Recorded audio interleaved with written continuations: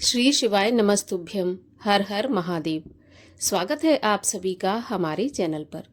आज के इस वीडियो में हम आपको सुनाएंगे सावन मास के महात्म के 13वें अध्याय की कथा। इसके अलावा हमारे चैनल पर आप सभी प्रकार की व्रत कथाएं और महात्म सुन सकते हैं। इसके लिए अगर अभी तक आपने चैनल को सब्सक्राइब नहीं किया है, पहली बार चैनल पर आए हैं, तो चैनल को सब्सक्राइब करके बेल आइकन पर क्लिक कर लीजिए। और आज की ये कथा अच्छी लगे तो एक लाइक अवश्य कीजिए, क्योंकि आपके लाइक से ही हमें पता चलता है कि आपको हमारा ये वीडियो पसंद आया। तो देखिए, सावन का महीना भगवान शिव को समर्पित है और सावन के महीने में सावन का महात्म सुनने से भगवान शिव प्रसन्न होते हैं, मन वांछित फल प्रदान करते हैं। इसीलिए अगर हम पूरे सावन के महीने कुछ नहीं कर सकते तो कम से कम सावन के मास के महात्म की कथा तो सुन ही सकते हैं। और इसी श्रृंखला में आइए आज आपको हम 13वें अध्याय की कथा सुनाते हैं। श्री सनत कुमार जी ने भगवान शिव से पूछा कि प्रभु, किस व्रत के करने से अतुल सौभाग्य प्राप्त होता है तथा वह प्राणी पुत्र पौत्र धन और ऐश्वर्य प्राप्त करके सुख भोगता है। भगवान, मुझे उन व्रतों में से उत्तम व्रत को भी बताइए। ये सुनकर भगवान श्री सदाशिव ने सनत कुमार जी से कहा कि तीनों लोकों में प्रसिद्ध दुर्गा गणपति नामक व्रत को, जिसे भगवती पार्वती ने श्रद्धा से किया था, उसका वर्णन करता हूँ। हे मुनिवर, इस व्रत को पहले सरस्वती, इंद्र, विष्णु, कुबेर, अन्य देवता, मुनि, गंधर्व, किन्नर सबके सब कर चुके हैं। श्रावण मास के शुक्ल पक्ष की पवित्र चतुर्थी के दिन सब पापों को नष्ट करने के लिए यह व्रत किया जाता है।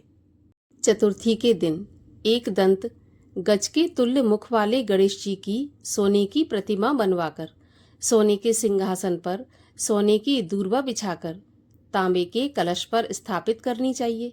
लाल वस्त्र बिछाकर सर्वोभद्र मंडल का निर्माण कर उस पर कलश स्थापना करना चाहिए। लाल फूलों या पंच पल्लवों, अपामार्ग, शमी, दूर्वा, तुलसी, बिल्वपत्र, ऋतुकाल में होने वाले अन्य सुगंधित फूलों तथा नाना प्रकार के फलों आदि का नैवेद्य रखकर षोडश उपचार से गणेश जी का पूजन करके प्रार्थना करनी चाहिए कि मैं इस स्वर्ण निर्मित प्रतिमा में विघ्नेश का आवाहन करता हूँ। यहाँ पर कृपा निधि आवें, रत्नों से जड़ित उत्तम सोने का सिंहासन आसन के लिए देता हूँ, आप इसे स्वीकार करें। हे उमासुत, हे विश्वव्यापिन, हे सनातन, आपको नमस्कार है। मेरे विघ्न समूह का नाश करें, आपको यह पाद्य देता हूँ। हे भगवान, आप गणों के ईश्वर देव, उमापुत्र विधाता हैं, आपके लिए इस अर्घ्य को देता हूँ। हे भगवान, आप इसे स्वीकार करें। विनायक वरद गणेश जी को नमस्कार है, नमस्कार है। हे भगवान, आपको आचमनीय देता हूँ।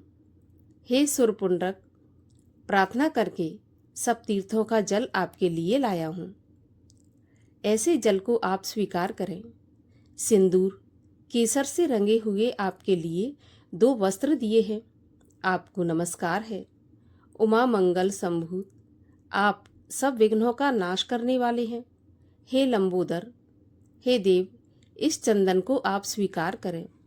हे सुरश्रेष्ठ, लाल चंदन चर्चित इन अक्षतों को मैंने भक्ति से चढ़ाया है, सुरश्रेष्ठ, इसे आप स्वीकार करें। चंपक, केतकी, जपा फूलों से मैं गौरी व्रत की पूजा करता हूँ, मुझ पर प्रसन्न होइए। लोकों के अनुग्रह के लिए तथा दानवों के वध के लिए एक दंत, यह आपका पतवार है। हे भगवान, प्रसन्नता पूर्वक इस धूप को आप स्वीकार करें। सर्व ज्योति प्रकाशक, सर्व सिद्धि देने वाले आप महादेव के पुत्र हैं। इस दीपक को मैं आपके लिए देता हूँ, आपको नमस्कार है। हे गणांतवा, इस वैदिक मंत्र से लड्डू आदि का चतुर्विध अन्नों को और खीर लड्डू आदि कपूर तथा इलायची युक्त पान आदर से मुख में रखने के लिए दे रहा हूँ। अतः आप मुझे शांति दें।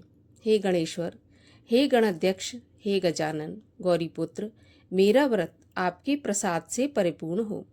इस प्रकार अपने वैभव के विस्तार हेतु विघ्नेश की पूजा करके सामग्री सहित आचार्य एवं गणाध्यक्ष से यह प्रार्थना करें, हे भगवान, हे ब्रह्म गणराज, इसे आप दक्षिणा सहित स्वीकार करें।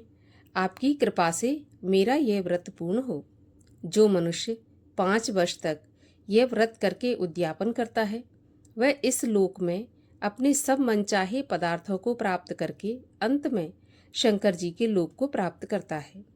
यदि इस व्रत को 3 वर्ष तक करे तो सब सिद्धियों को प्राप्त कर लेता है और अंत में उसको शंकर जी के लोक की प्राप्ति होती है। इस उत्तम व्रत को जो प्राणी उद्यापन के बिना करता है, यथा विधि पूरा वर्ष व्रत करने पर भी सब ना करने के समान अर्थात निष्फल हो जाता है। उद्यापन के दिन तिलों द्वारा स्नान करना चाहिए।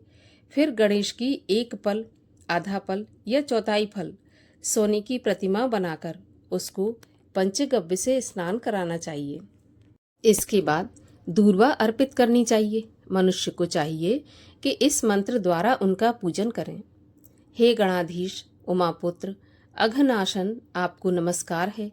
हे विनायक, हे सर्वसिद्धि प्रदायक, हे हेमवक्त्र, हे मूषक वाहन, हे कुमार गुरु, आपको नमस्कार है। इन सभी नामों से अलग अलग पूजा करनी चाहिए। पहले दिन अधिवासन करना चाहिए और दूसरे दिन प्रातःकाल हवन करना चाहिए। ग्रह होम कर दूर्वा तथा लड्डू से प्रधान होम करना चाहिए।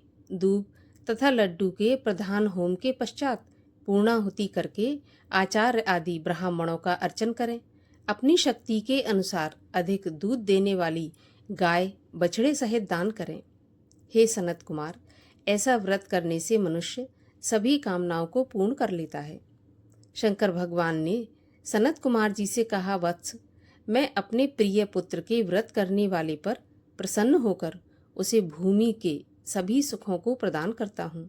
अंत में उसकी सद्गति भी करता हूँ।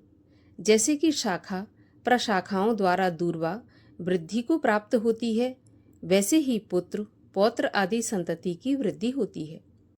हे सनत कुमार, मैंने यह गुप्त दुर्गा गणपति व्रत आपसे कहा है। यह अत्यंत उत्तम है। इसे सुख की इच्छा वाले मनुष्य को अवश्य करना चाहिए। इस प्रकार 13वें अध्याय की कथा का समापन होता है। अगले अध्यायों की कथा सुनने के लिए चैनल को सब्सक्राइब करके बेल आइकन पर क्लिक कर लीजिए और आज की ये कथा अच्छी लगी हो तो लाइक अवश्य कर दीजिए।